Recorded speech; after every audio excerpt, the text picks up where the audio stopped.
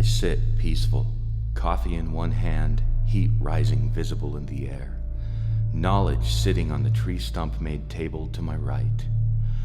I sit under a canopy, a living dome of stories, of memories, of sleep and awakening, death and rebirth, a century or more in the making. A highway system, an intersection of architectural wonder, a skeleton that grows and changes with age, a tower not seen but always watching, a fortress, a hollow, a shelter. It is home.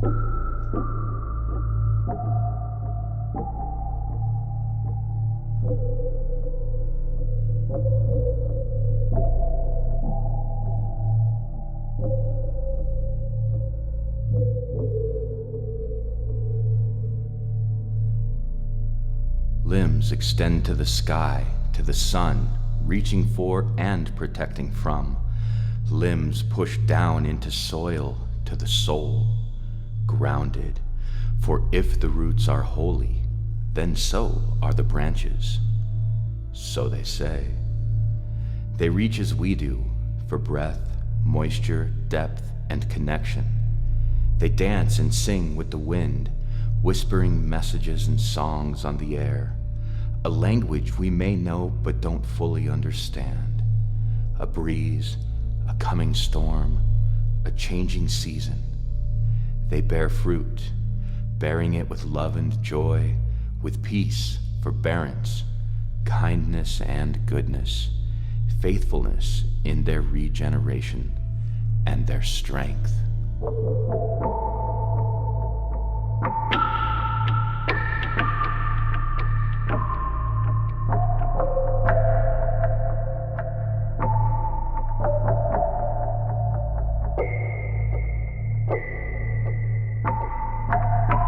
As a child, I remember the walnut tree behind my grandparents' house, the apple tree near the garden, and the cherry tree across the driveway, the Y in its limbs low enough for us to climb into.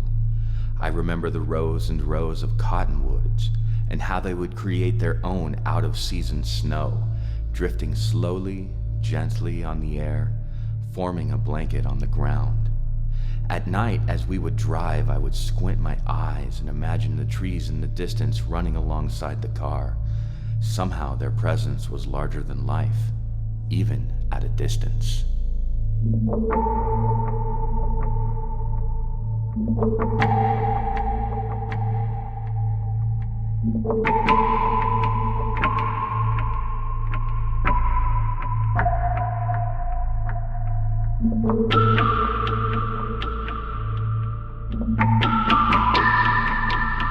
And as the leaves fall, do the branches mourn? Is it a loss? Or is it like parents watching children on that first day of school, the emotional beginning of a new adventure? Or maybe it is not so grand. Maybe it is just what is, and what will be again. At the end of summer, I drove into a canyon in the hills near my hometown, hills that had been consumed by a recent wildfire. I was struck by the color wash, as if someone had put a filter on the entire area, even the sky, it seemed. I was also struck by the trees, now darkened, pointed, naked, but still standing tall, skeletons pointing at the sky, almost as if to say, we are still here. What I was struck most by, though, at the base of most of these trees were new plants, vibrant and green against the washed-out background, nourished by the fire's remains, ready to start again.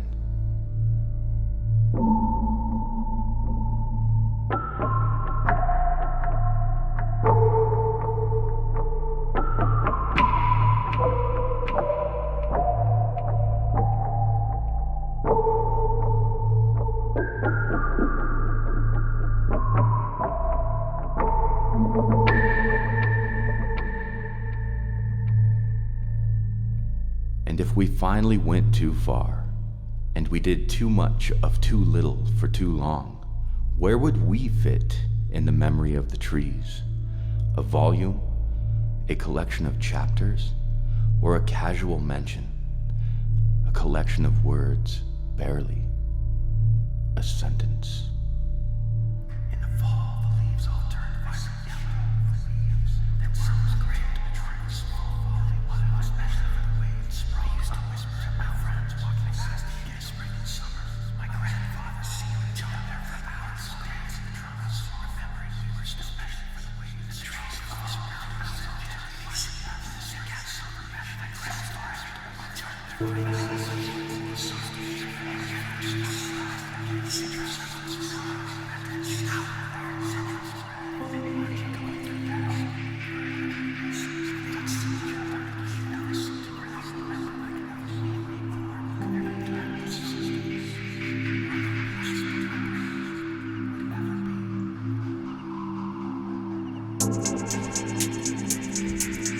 On a late fall afternoon, she pulls her ancient beater over to the side of a road along a stretch of the Fish Lake Scenic Byway on the western edge of the Colorado Plateau in south-central Utah.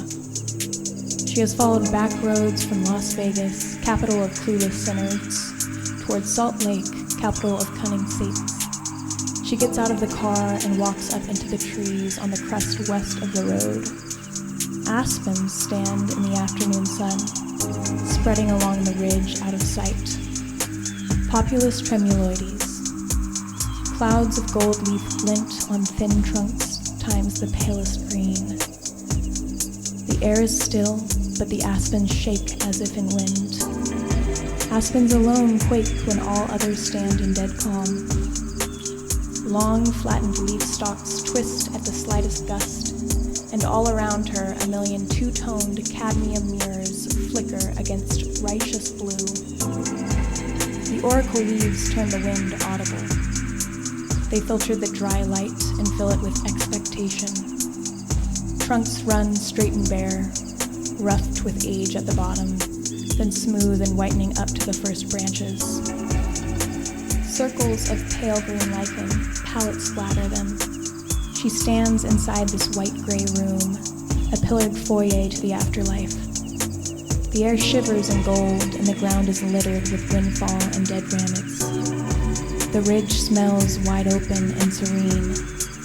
The whole atmosphere is as good as a running mountain stream.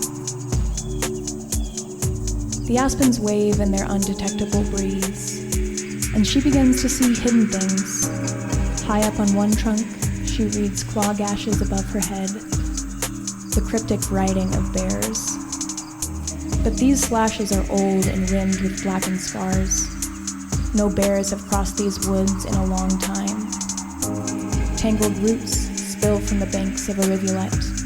She studies them, the exposed edge of a network of underground conduits conducting water and minerals across dozens of acres, up to the rise to the other, seemingly separate stems that line the rocky outcrops where water is hard to find. At the height of the rise is a little clearing, slashed down with a chainsaw. Someone has been out improving things. She produces her loup from her keychain and applies it to one stump to estimate the number of rings. The oldest down trees are about 80 years. She smiles at the number, so comical. For these 50,000 baby trees all around her have spoured from a rhyme zone mass too old to date, even to the nearest 100 millennia. Underground, the 80-year-old trunks are 100,000, if they're a day. She wouldn't be surprised if this great joined, single clonal creature that looks like a forest has been around for the better part of 1 million years. That's why she has stopped, to see one of the oldest, largest living things on Earth. All around her spreads one single male whose genetically identical trunks cover more than 100 acres. The thing is outlandish, beyond her ability to wrap her head around. But then, as Dr. Westerford knows, the world's outlands are everywhere, and trees like to toy with human thought like boys toy with beetles.